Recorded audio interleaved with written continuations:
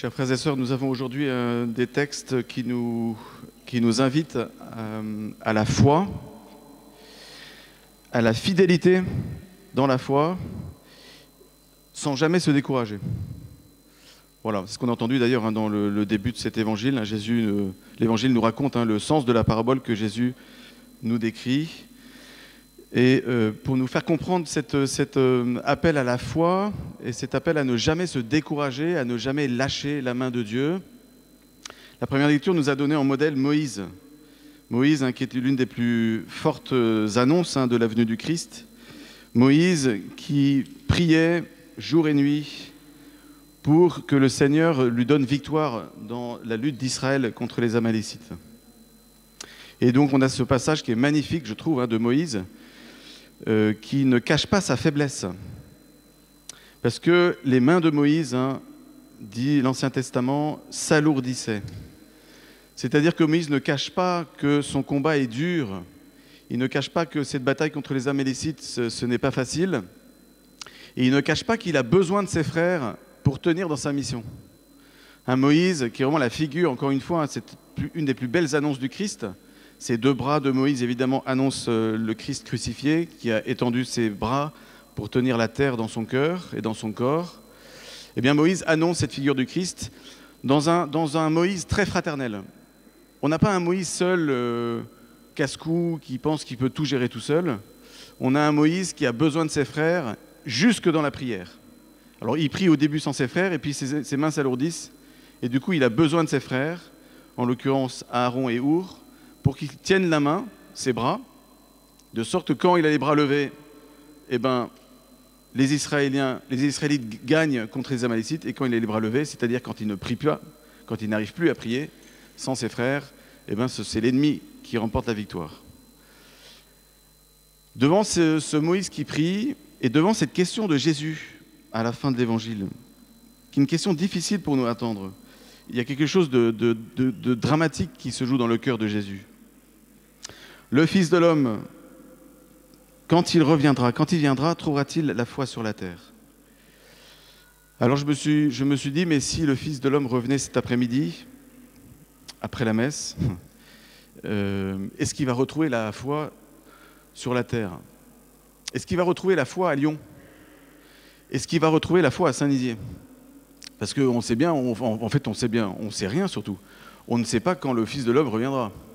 Et quand on dit « nous attendons ta venue dans la gloire », ça peut être dans 10 millions d'années comme ça peut être cet après-midi. Alors je me suis dit, l'Écriture nous donne des modèles de foi. L'Épître aux Hébreux, notamment au chapitre 11, nous donne plein de modèles de foi pour raviver notre foi. Des modèles de personnes qui ont tenu sans jamais lâcher la main de Dieu, humblement, fidèlement, qui sont restées attachées à Dieu. Et je me suis dit, à qui moi je peux penser, maintenant, en 2022, quels sont ces modèles qui peuvent nous aider à voir ces modèles justement de foi, de gens qui sont attachés à Dieu sans jamais lâcher? À qui je pense en fait quand je vois Moïse qui prie aidé de ses frères et que je vois cette veuve qui ne lâche rien? Je pense à ce couple qui ne se couche pas avant d'avoir pris ce temps de prière pour parler ensemble à Dieu. Je pense à cet homme ou à cette femme qui se bat pour s'arrêter dans la journée et prier, accroché à son chapelet comme l'alpiniste à son attelage. Je pense à ce moine qui est éprouvé dans sa foi et dans sa vocation et qui se lève malgré tout fidèlement pour prier dans la nuit du firmament et dans la nuit de la foi. Je pense à cet homme ou à cette femme qui essaie tant bien que mal d'aider son ado à percevoir que suivre Jésus jusqu'au bout vaut mieux que tout l'or du monde. Je pense à ce supérieur ou à cet évêque qui s'en prend plein la figure pour des choix courageux qu'il pose et qui ne seront jamais compris par tout le monde. Je pense à cet homme en fin de vie qui prend des minutes interminables pour sortir de son lit et se mettre à genoux pour recevoir la communion avant de bientôt rencontrer Jésus face à face. Je pense à cet homme ou à cette femme qui renonce à une promotion professionnelle ou à une carrière plus gratifiante parce que son conjoint ou ses enfants pâtiront trop de ses absences.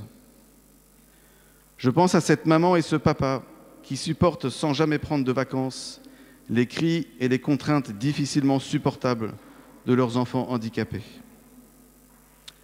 Je pense à cet homme ou à cette femme qui, sans rien dire à personne, donne de son argent, donne de son temps pour les pauvres, parce que tout ce qui n'est pas donné est perdu. Je pense à cet étudiant qui écourte sa sortie en montagne avec ses amis pour se rendre à la messe, parce que le Seigneur l'y attend pour qu'il vive à jamais. Je pense à ce collègue qui ne rougit pas de sa foi quand il parle à la pause déjeuner de son week-end, de la messe à laquelle il s'est rendu ou de la retraite qu'il vient de faire pendant les vacances. Je pense à cet homme ou à cette femme abusé, méprisé et détruit par ses parents indignes, mais qui ne les abandonne pas dans leurs vieux jours. Je pense à cet enfant qui téléphone à sa grand-mère ou lui rend visite parce qu'elle est toute seule et qu'elle s'ennuie à mourir.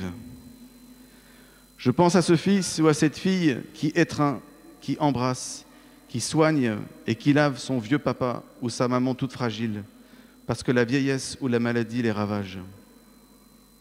Je pense à ces personnes qui visitent fidèlement des malades ou des gens isolés sans que nul ne le sache ou ne le voie. Je pense à cette femme qui se lève nuit et jour pour son mari malade et handicapé, devenu dépendant d'un amour qui aime pour le meilleur et pour le pire. Je pense à la chasteté de celui ou de celle qui se bat jusqu'aux larmes pour rester fidèle au Christ et à cette pureté du cœur et du corps qui fortifie et qui apaise. Je pense à cet homme, à ce religieux qui se bat pour rester fidèle à ses vœux et qui tombe et qui retombe, mais qui se laisse relever par la miséricorde de Dieu sans jamais lâcher sa main. Je pense à cette femme enceinte en détresse qui ne sait pas si elle aura la force de garder son enfant et qui s'en remet à la tendresse de Dieu, car sans moi, dit Jésus, vous ne pourrez rien faire. Je pense à cette infirmière qui prend soin de ses malades avec patience, à ce papa au chômage humilié et qui cherche du travail avec persévérance, ou ce malade qui se bat contre son cancer et qui se décourage par moments, mais qui demande le soutien de la prière de ses frères. Je pense à cet homme ou à cette femme qui refuse de mentir ou de trafiquer dans son travail, parce qu'il veut suivre Zachée repenti, ou l'apôtre Nathanaël, lui dont il est dit que c'est un homme qui ne sait pas mentir. Je pense à cet homme ou à cette femme qui s'ouvre en vérité, dans une humilité saisissante dans le sacrement de la réconciliation, car il sait qu'un grand mystère de joie et de paix est en train de se jouer. Je pense à cet homme ou à cette femme qui se mord la langue pour ne pas critiquer ce collègue ou ce paroissien ou ce frère qui lui a fait tant de mal. Je pense à cet homme ou à cette femme qui se fait violence pour renouer le contact ou le dialogue avec cet ami qui l'a trahi. Je pense à tous ces grands martyrs qui ont donné leur vie jusqu'au bout, qui n'ont pas compté le sang qu'ils ont versé pour le Christ en témoignage de la foi. Je pense à tous ces exemples que nous ne connaîtrons jamais et que Dieu verra au soir de leur vie. Je pense à cette foule immense de ceux à qui je ne pense justement pas, mais que Dieu n'oubliera pas et à qui il dira un jour « Tu as été fidèle pour peu de choses, je t'en confierai beaucoup, entre dans la joie de ton Maître. » Je pense à tous ces petits peu à nos yeux et qui sont déjà tellement grands aux yeux de Dieu, d'un Dieu remué jusqu'aux entrailles et qui nous dira un jour, c'est notre espérance, aujourd'hui tu seras avec moi dans le paradis. Alors Seigneur, permettez-nous de répondre à votre question de l'Évangile, en faisant cet acte d'espérance et en osant vous consoler, en disant que quand vous reviendrez sur la terre, la foi, vous la trouverez.